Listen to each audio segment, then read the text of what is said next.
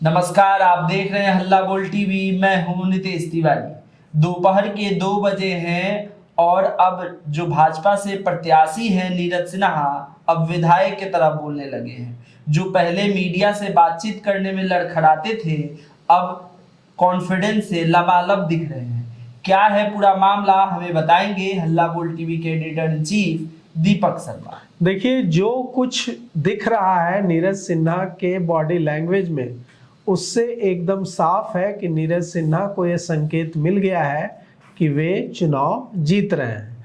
और जो नीरज सिन्हा, जैसा नितेश ने कहा कि पत्रकारों से बात करते हुए भी लड़खड़ाते थे, वो नीरज सिन्हा एकदम विधायक की तरह बोल रहे हैं, अथॉरिटी से बोल रहे हैं। और उनकी बातों में यह दिख रहा है कि कॉन्फिडेंस कैसे रातों रात मिल जाता है अगर विजय मिलती है। तो अब यहाँ हम आपको पहले सुनाते हैं कि क्या कुछ कहा है नीरज सिन्हा ने और कैसे उनका बॉडी लैंग्वेज अचानक बदल गया है। उनका बॉडी लैंग्वेज कह रहा है कि नीरज सिन्हा अब यह महसूस कर रहे हैं कि वे जल्द ही विधायक नीरज सिन्हा हो जाएंगे। दीदी, एकदम जीत पक्की है, एकदम सुनिश्चित है और 100%। आप बोलते नहीं हैं। बिना मतलब का क्या बोले, फालतू का बोलने से कोई फायदा नहीं। डेवलपमेंट जिस समय जरूरत होगा बोलने का, उस समय क्या क्या करेंगे नीरज जी आगे? डेवलपमेंट जो हमेशा मंडल अध्यक्ष बनकर के जिस जगह पे खड़ी हैं, देखिए ये रोड ऐसा नहीं था। हाँ। इसके पीछे पार्क बन रहा है, ये साइड नहीं था पहले। हाँ। तो ये सब का बनवाया। लोगों के यहाँ बोर्ड का एग्जाम होता था तो यहाँ पे लोगों को खड़ा होने में दिक्कत होती थी। ये सब चीज़ की व्यवस्था करवाया, यहाँ किया था। आपको पता है विपक्ष आपको पकड़ा हुआ कहता है?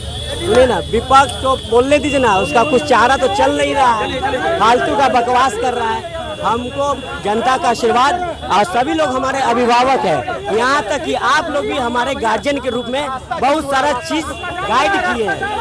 आप लोग ने मुझे बहुत कुछ बताया भी है। रोड जाम अच्छा, fake voter ID card use किए जा रहे हैं, ऐसा आरोप लगाया जा रहा है। पार्टी पे कि fake voter ID card use हो रहा है, आपको लग रहा है इस बात का डर है आपको? मुझे किस बात का, किसी बात का कोई डर वर नहीं है। ये लोकतंत्र का पर्व है, जनता का अधिकार है। लोकतंत्र में मतदान हो रहा है, बूथ पर लोग मतदान कर रहे हैं। मुझे विश्वास है कि मैं 100% यहाँ जीत होने जा रही है। बांकीपुर में भारतीय जनता पार्टी का ये किला हमेशा बरकरार रहेगा और हमेशा विश्वास बरकरार रहेगा। धन्यवाद।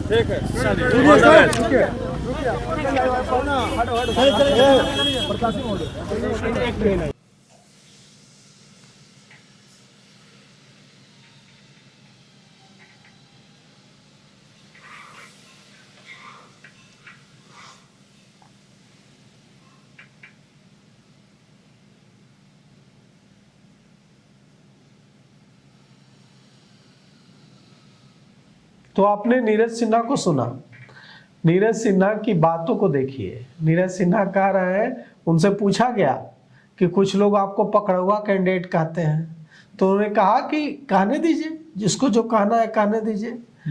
उनसे पूछा गया कि आप बोलते नहीं हैं, तो उन्होंने कहा कि बिना मतलब का क्या बोलना, जो जरूरत होती है उतना बोलते हैं, मैं फालतू का क्यों बोलूं। उन्होंने कहा विकास, उन्होंने डेवलपमेंट की बात की, विकास की बात की, कहा कि मेरा मुद्दा विकास है। और उन्होंने कहा कि देखिए, ये जो ये जहां आप खड़े हैं, यहाँ पहले एग्जाम परीक्षा होती थी, कितनी दिक्कत होती थी, ये सारा कुछ करवाया गया है।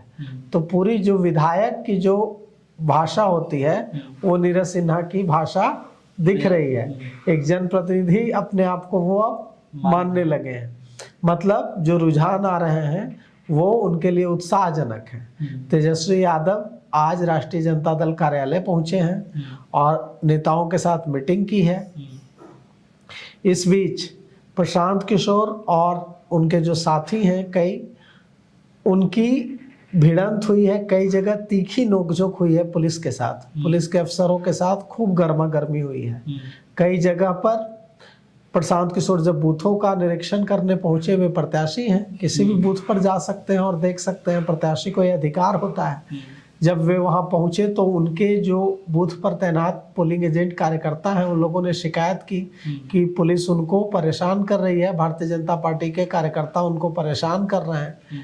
इस पर प्रशांत किशोर ने और उनके साथ मौजूद दूसरे नेताओं ने सवाल जवाब किया पुलिस से, और पुलिस के अफसरों से तीखी नोकझोंक हुई है।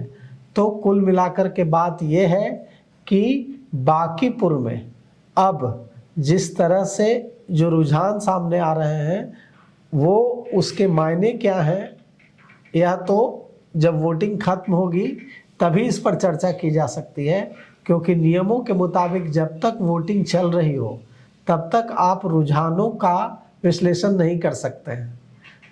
चुनाव खत्म, वोटिंग मतदान खत्म होने के बाद ही आप उसका विश्लेषण कर सकते हैं। नहीं तो ये रोक इसलिए लगी है क्योंकि मान लीजिए अगर अभी ही विश्लेषण शुरू हो जाएगा तो इससे किसी उम्मीदवार को फायदा हो सकता है, किसी उम्मीदवार को नुकसान हो सकता है। इसीलिए वोटिंग खत्म होने तक वोटिंग परसेंटेज के पैटर्न का और दूसरी चीज़ों का मूल्यांकन विश्लेषण नहीं किया जाना चाहिए। इसलिए हम उस पर बात करेंगे 6 बजे के बाद। लेकिन अभी जो ये है कि भारतीय जनता पार्टी के कैंडिडेट जैसे उत्साह से लबरेज दिख रहे हैं, और जिस तरह से प्रशांत किशोर ने कल रात जक्कनपुर थाने जाकर पुलिस के वहाँ के जो SHO हैं ऋतुराज सिंह, उनसे उनकी बहस हुई, तीखी नोकझोंक हुई।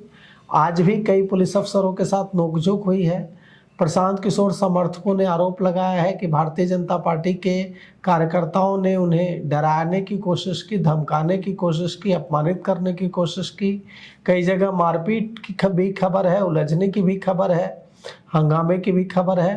तो किसी भी तरह से लोकतंत्र में इस तरह की हिंसा की इजाज़त तो नहीं है कि कोई अगर चाहे वो भारतीय जनता पार्टी करे या प्रशांत किशोर के समर्थक करें या राजद के समर्थक करें, लोकतंत्र में हर दल के कार्यकर्ताओं को हक है कि वे अपने प्रत्याशी के पक्ष में जो भी पोलिंग एजेंट बनाए गए हैं या जिनकी भी वहाँ पर जिम्मेवारी है वो उसका निर्वहन करें।